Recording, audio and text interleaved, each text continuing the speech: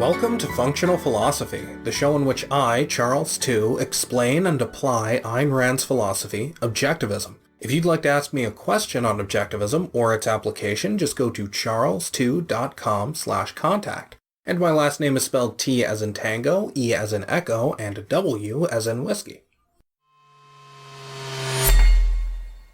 As you know, there is such a swath of distasteful conspiracies out there. Whether it be David Icke's nonsense, the earth is flat, the moon is actually a base for woo-woo government experiments, my question is, can you spend a little time to talk mess on the said conspiracies? He didn't say mess, but I don't like to swear if I don't have to.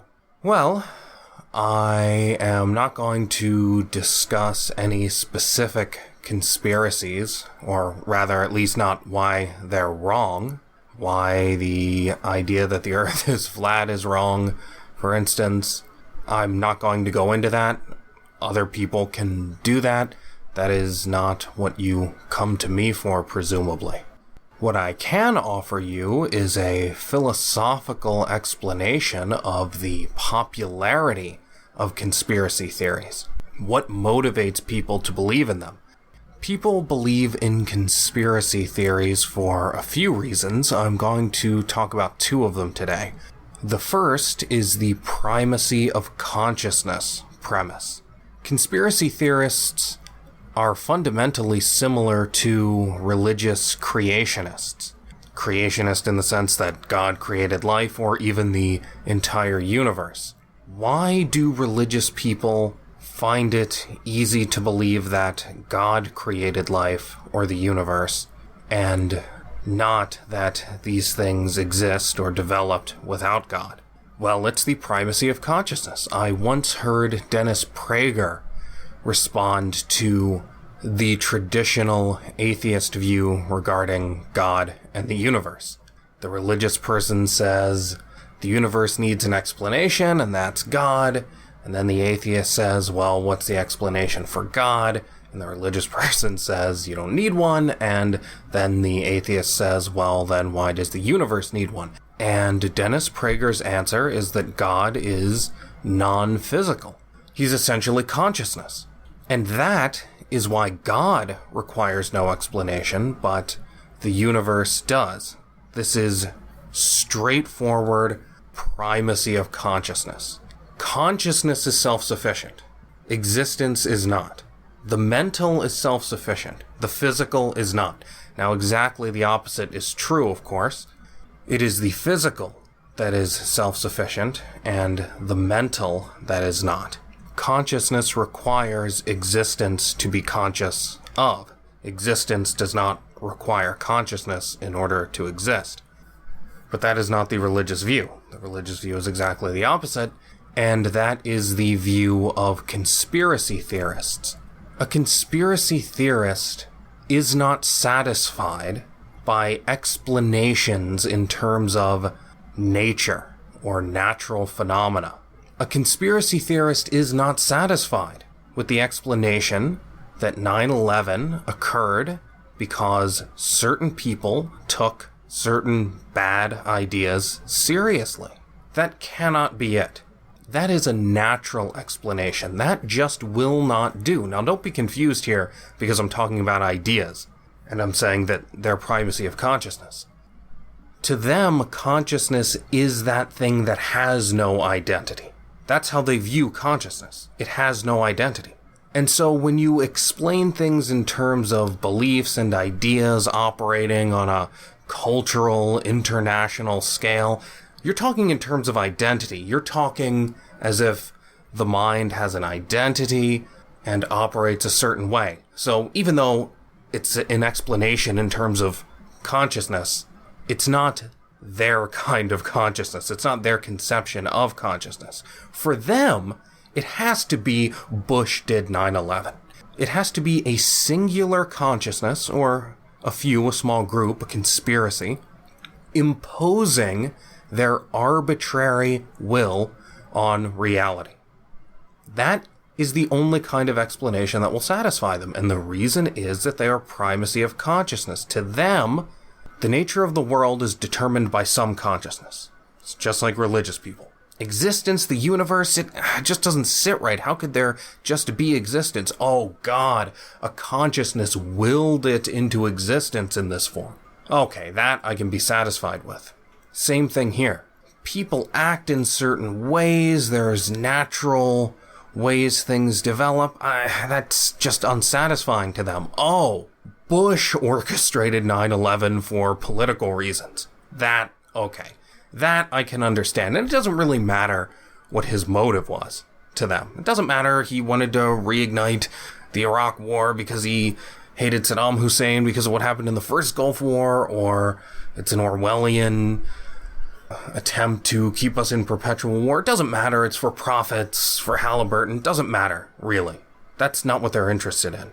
What really matters to them is that it was some small group of people who imposed their will on reality. It wasn't a just natural operation of the world in accordance with the law of identity. That's not satisfying. How can you explain the world in terms of just the natural properties of things? No, it had to be some consciousness moving the chess pieces around and making things as they've turned out.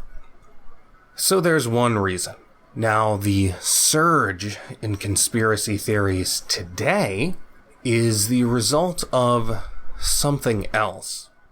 Today, people are taking the red pill, and it's not an accident that that's what they call it. That is the best metaphor for what's going on today. You see, it used to be there were a few TV stations, a few sources of news, everybody believed the same thing. The left dominated the media in a way that it doesn't anymore. Now, it still does, of course, but now there are more alternatives, and the dam has broken. We used to have something Eric Weinstein calls communal semisensemaking, some stupid term like that. What he really means is just that people used to believe in consensus, and now that has broken. And it has broken because the left has pushed things too far. I don't think too far too quickly, because I think there is no degree of slowness with which you could introduce the idea that gender is a myth without having some large section of people abandon ship. This is what's happened to people like Dave Rubin and Sargon and all of these people, of course. They're fine with all of the leftist economic garbage, but as soon as you get to things that are just self-evidently false, there are relatively few people who are willing to go along with that. You are going to lose a lot of people. And that's what's happened. Now, the problem is, these people have never thought for themselves before, ever. They used to just accept the consensus, what the media told them. Now, they're thinking for themselves for the first time. They're saying, wait a minute, these people are lying about gender. They're clearly trying to push invalid ideas on us. So we know that's wrong, but we don't know what's right. And the reason you get flat earthers is because those are the people probing the depths to which they've been lied. They don't know how deep it goes. Some people just push back against the most superficial concrete and stop there. This is all of the people who are still leftists and just don't agree with leftist racism and gender egalitarianism. But some people push further. Some people go off onto the conservatarian side. Some people go further into the alt-right. Some people say, well, hell, I believed that racism was bad for the same reason I would have believed that both genders are equal, metaphysically equal, that there's no distinction between genders. So maybe I was wrong about racism. Maybe this is just leftist propaganda. Maybe Hitler was right. Now, the thing is, people don't think Hitler was wrong for rational reasons. Some people do, but there's a lot of dogma mixed in there, and that's dangerous. And so what we're seeing today is people thinking for the first time, and they don't know how because they've never done it. It is like taking the red pill in The Matrix when Neo wakes up in his pod of goo. And I think there's a conversation with Morpheus, and he says something like, oh, my muscles hurt. And Morpheus says, that's because you're using them for the first time. That's what's going on here. People are using their minds, their mental muscles for the first time. And so it's no wonder people are flocking to Alex Jones and Paul Joseph Watson and Richard Spencer and all of these things. All they know is they've been lied to in serious ways, and they don't know where that begins or ends. And they don't have the tools to figure it out. They've never been taught. They always just accepted the communal sense-making that went on, to use Weinstein's phrase. Weinstein. Now, there are lesser reasons why people are drawn to conspiracies. It's exciting in some sense. That's true. This is the explanation of people like Joe Rogan. It's a superficial explanation, but there's some truth to it on the periphery. People do like to think that they've discovered something unknown, and there's that kind of motive, but conspiracy theories would be far less popular if the primacy of consciousness were not widely endorsed, and if people had actually learned how to think, but they haven't. And so now they're reset to zero. This is really the epistemological equivalent of a market crash. This is the epistemological market correcting itself. We had a bubble. We had a bubble of, let's say, correct conclusions, not knowledge, because people didn't actually grasp the conclusions they were given, but the conclusions were right. You know, racism is bad, but people didn't believe it for the right reasons. It's like, yeah, there may be a lot of people making money today, but it's a bubble. It's not real, and it will crash. And in the same way, the epistemological bubble has crashed.